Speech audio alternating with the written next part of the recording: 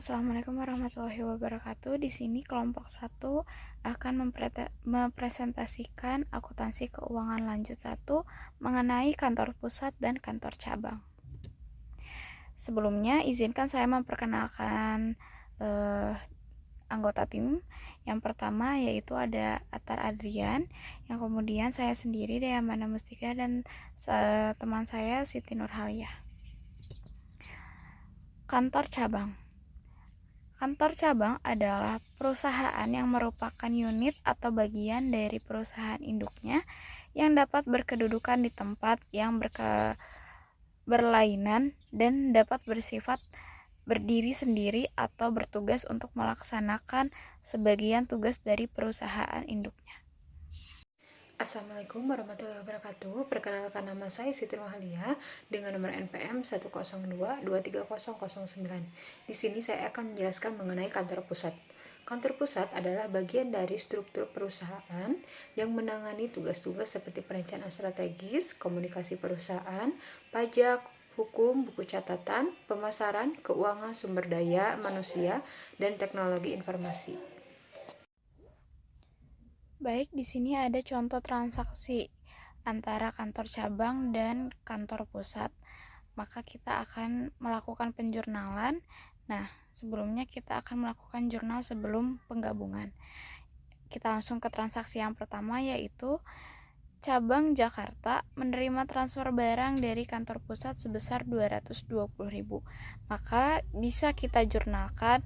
Yang pertama yaitu untuk di debit, yaitu branch office atau disingkat BO, inventory sebesar 220.000 pada HO atau head office ataupun home office inventory sebesar 220.000 ada di kredit.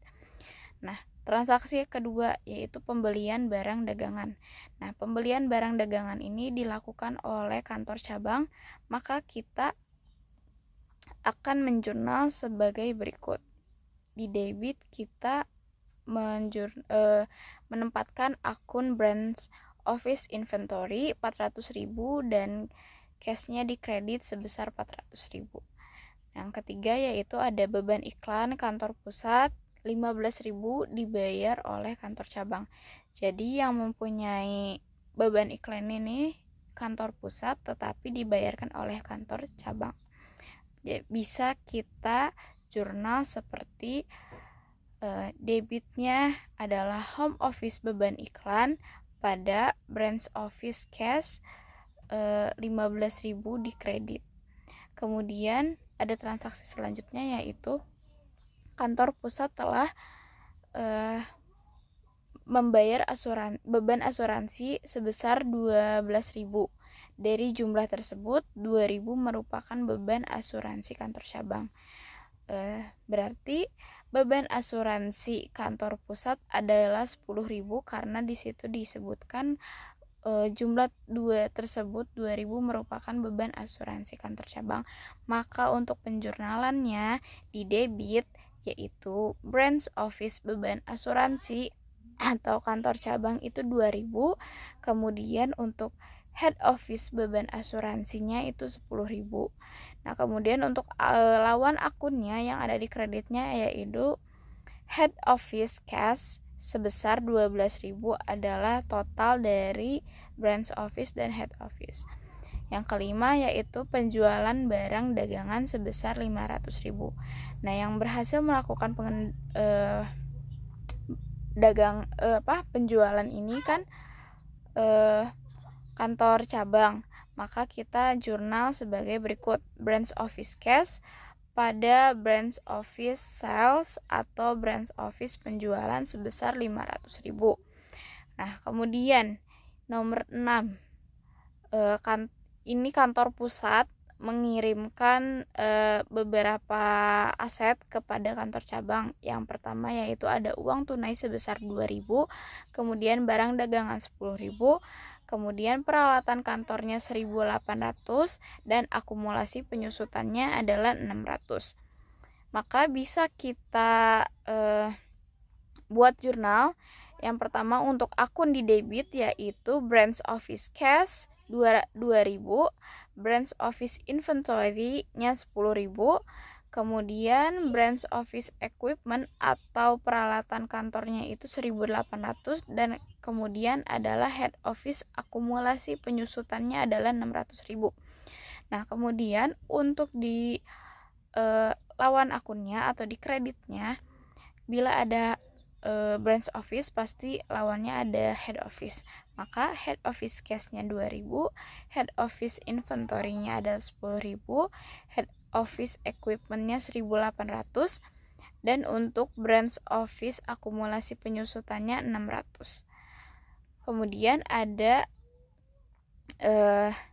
di sini ada penerimaan kas 4.000, tak tertagih dan dihapuskan 1.200, maka jumlah piutangnya 5.200. Nah, ini sebenarnya yang mempunyai piutang itu pihak kantor pusat, tetapi ditagihkan oleh kantor cabang. Maka bisa dijurnalkan sebagai berikut. Untuk akun di debit yaitu branch office Jakarta Cash yaitu sebesar 4.000. Nah, head office penyisihan itu adalah hutang tak tertagih dan dihapuskannya kan 1.200. Nah, kemudian untuk di kreditnya itu ada head office piutang dagangnya totalnya dari 4.000 ditambahkan 1.200. Kemudian yang transaksi ke-8 yaitu ada notes payable kantor pusat telah dibayar oleh kantor cabang sebesar 600. Maka bisa jurnalkan sebagai berikut. Di debitnya yaitu head office utang wesel-nya 600, kemudian branch office cash-nya 600.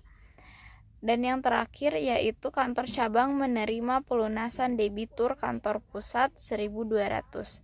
Nah, ini kan yang punya piutang tuh kantor pusat ya, tetapi si kantor cabang tuh menerima pelunasan debitur yang tadi yang tak tertagihkan dan dihapuskan, maka masuk ke cashnya kantor cabang, maka dijurnalkan branch office cash 1.200 pada debit, kemudian ada head office piutang dagang ada di kredit karena piutangnya berkurang. Mungkin sekian untuk contoh jurnal setelah penggabungan akan dijelaskan oleh rekan saya. Nah, di sini saya akan menjelaskan mengenai contoh jurnal penggabungan kantor pusat. Nah, saya kebagian sebagai kantor pusat ya. Transaksi yang terjadi pada kantor cabang sebagai berikut. Yang pertama, cabang Jakarta menerima transfer barang dari kantor pusat sebesar 220.000. Untuk akunnya itu yang pertama investment in branch dan lawannya inventory sebesar sama Rp220.000. Yang kedua, pembelian barang dagangan 400.000. Nah, untuk di pusat tidak tertulis atau disebut dengan no entry. Yang ketiga, beban iklan kantor pusat 15.000 dibayar oleh kantor cabang. Untuk akunnya, beban iklan 15.000, investment in branch-nya 15.000. Nomor 4, kantor pusat telah membayar beban asuransi 12.000. Dari jumlah tersebut, 2.000 merupakan beban asuransi kantor cabang. Nah, untuk akunnya yang pertama ada beban asuransi 10.000, investment in branch-nya 2.000, cash-nya 12.000. Sekarang nomor 5, penjualan barang dagangan 500.000.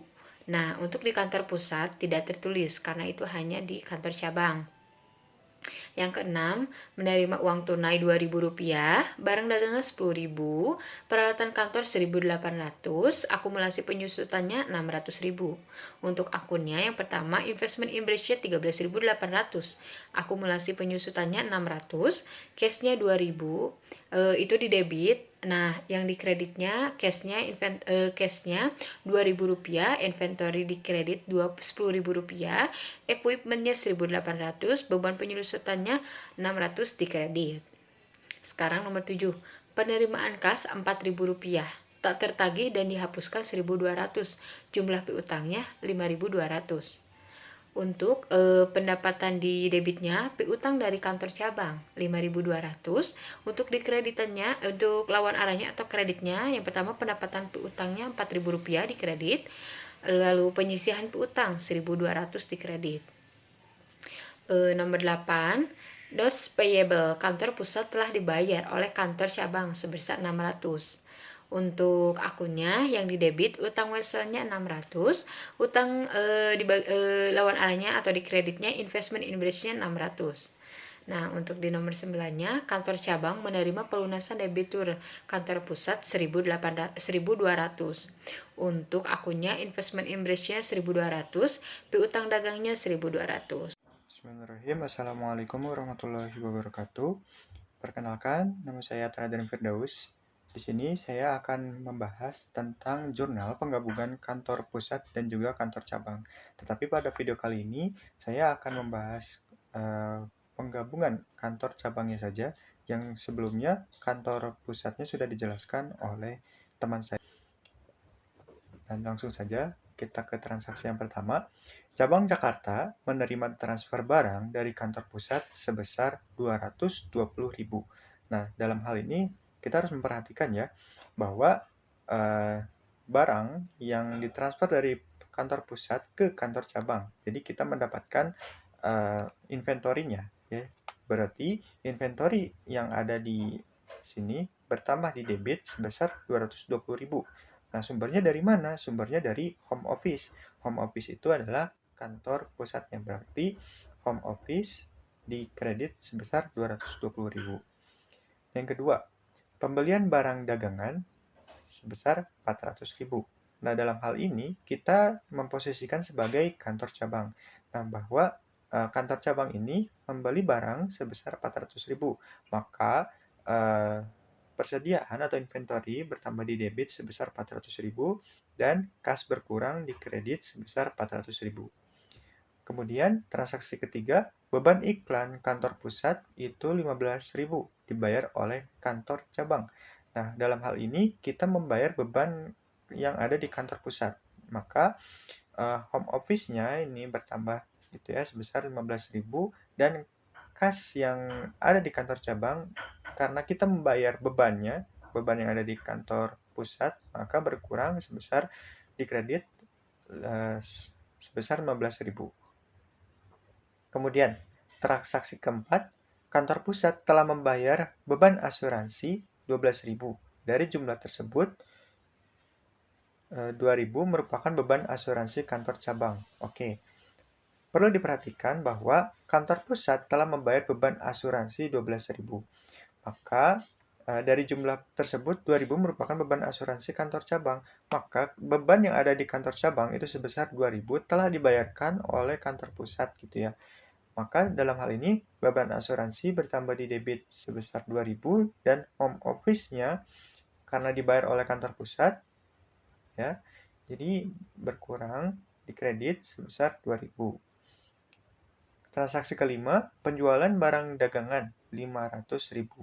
Nah, karena ini posisinya ada di penjualan yang ada di kantor cabang, jadi maka kasnya bertambah sebesar 500.000 dan penjualannya juga bertambah di kredit sebesar 500.000. Nah, transaksi yang keenam, uang tunai, kita mendapatkan uang tunai 2.000, barang dagangannya 10.000, peralatan kantor 1.800, dan akumulasi penyusutan peralatan kantornya gitu ya.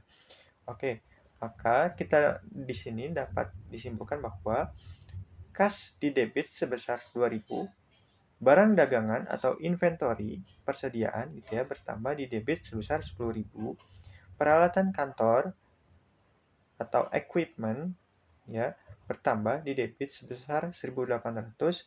Nah, karena ini ada akumulasi penyusutan yang ada di kantor pusat ditransfer ke kantor cabang, maka beban penyusutannya, kita dapat beban penyusutannya 600, maaf, dan di kreditnya adalah 600. Nah, maka dari sisanya yang ada di kredit itu sebesar 13.800 dari transfer kas, inventory, dan juga equipment. Kemudian transaksi yang ketujuh, penerimaan kas itu sebesar 4.000 tetapi tidak tertagih dan dihapuskan 1.200. Maka jumlah piutangnya adalah 5.200. Oke, dalam hal ini kita mendapatkan kas 4.000, tetapi HO penyisihannya yang piutang tidak tertagihnya adalah 1.200. Maka kas didebit sebesar 4.000 dan HO penyisihannya didebit sebesar 1.200. Dan piutangnya berkurang di kredit sebesar 5.200. Kemudian transaksi yang ke-8, notes payable kantor pusat telah dibayar oleh kantor cabang sebesar 600. Nah, dalam hal ini ada kas yang keluar, maka di sini kita membayar home office di debit sebesar 6, maka di sini kita membayarkan gitu ya, notes payable dari home office sebesar 600 dan kasnya berkurang 600. Kantor cabang menerima pelunasan debitur kantor pusat 1.200. Maka dalam hal ini kasnya bertambah 1.200 dan home office-nya dari kantor pusat gitu ya berkurang 1.200.